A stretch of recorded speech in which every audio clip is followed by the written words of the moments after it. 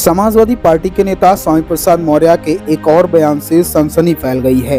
उन्होंने कहा कि राम मंदिर की प्राण प्रतिष्ठा करने वाले लोग ड्रामा कर रहे हैं, क्योंकि भगवान राम के करोड़ों लोग आराध्य हैं। मौर्य ने सलाह दी कि उन्हें प्राण प्रतिष्ठा करनी है तो वह अपने परिवार के मरने वाले मुर्दों की प्राण प्रतिष्ठा करें, जिससे वह पुनः जीवित होकर परिवार का सदस्य बन सके। हमारा देश आज समस्याओं का देश बन चुका है। अडानी और अंबानी को देश की सारी संपत्ति दी जा रही है। ये बातें बीजेपी पर हमलावर होते हुए उत्तर प्रदेश के फतेहपुर में सोमवार को एक धार्मिक सम्मेलन में आए सपा नेता स्वामी प्रसाद मौर्य ने कही। जिला मुख्यालय स्थित नहर कॉलोनी में दोपहर करीब 3 बजे बौद्ध समागम सम्मेलन में शामिल होने आए सपा नेता स्वामी प्रसाद मौर्य ने भाजपा पर जमकर हमला बोला।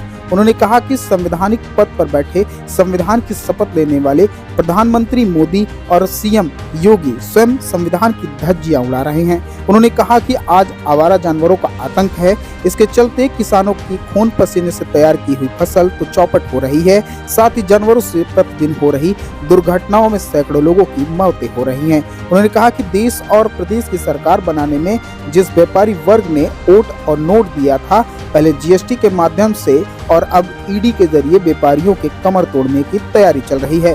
सपा नेता यही नहीं रुके, उन्होंने केंद्र और प्रदेश में सत्तारूढ़ बीजेपी को आड़े हाथों लिया।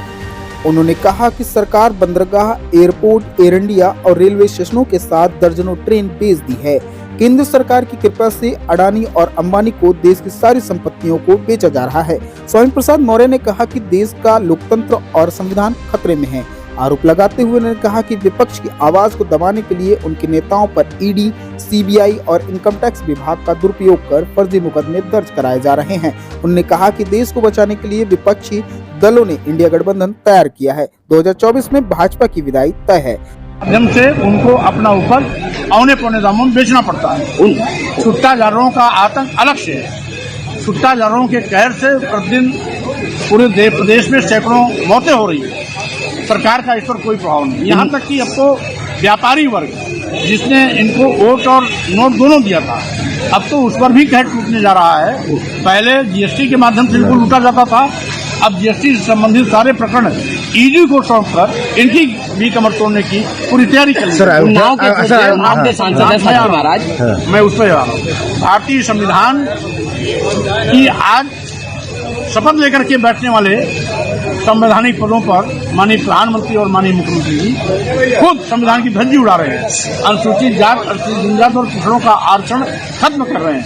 वहीं पर आज देश की वो संपत्ति, वो सारे सरकारी विभाग जिसमें देश के नौजवानों को सरकारी नौकरियां मिलने की उम्मीदें हैं, एक एक करके उनको बेचा जा रहा है।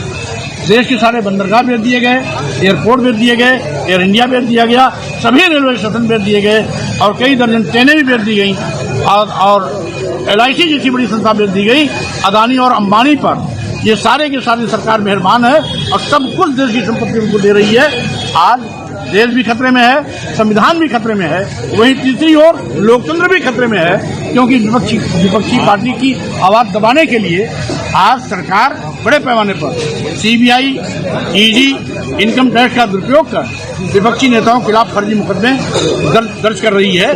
तो स्वाभाविक रूप से आज सारी विपक्षी पार्टियां इंडिया अलायंस के नाम पर भाजपा को 2024 में विदाई करने के लिए तैयारी कर चुकी हैं, जिससे कि देश बचाया जा सके, संविधान बचाया जा सके और साथ ही साथ लोकतंत्र बचाया। सर, अयोध्या में राम मंदिर का प्राण प्रतिष्ठा होने वाली किस नजरिए से आप देख रहे हैं? देखिए, राम स्वयं भगवान,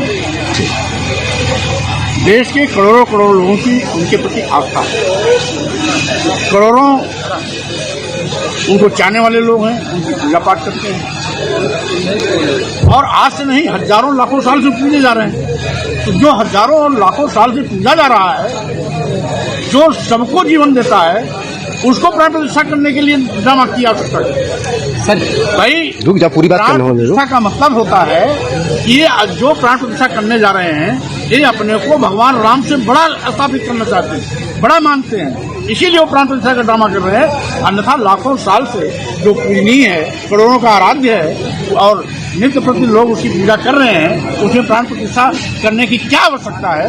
अगर सही मायने में प्राण प्रतिष्ठा इतना महत्वपूर्ण है, तो हम उन प्राण प्रतिष्ठा करने वालों को सलाह देते हैं कि अपने परिवार में, उनके परिवार में यदि कोई मौत हो जाती है तो उस मुर्दे के अंदर प्राण प्रतिष्ठा करें, जिससे वो जिंदा होकर के उनके परिवार का सदस्य बन सके। स्वामी प्रसाद मौर्य द्वारा दिए गए बयानों को लेकर आपकी क्या राय है, कमेंट करके जरूर बताएं।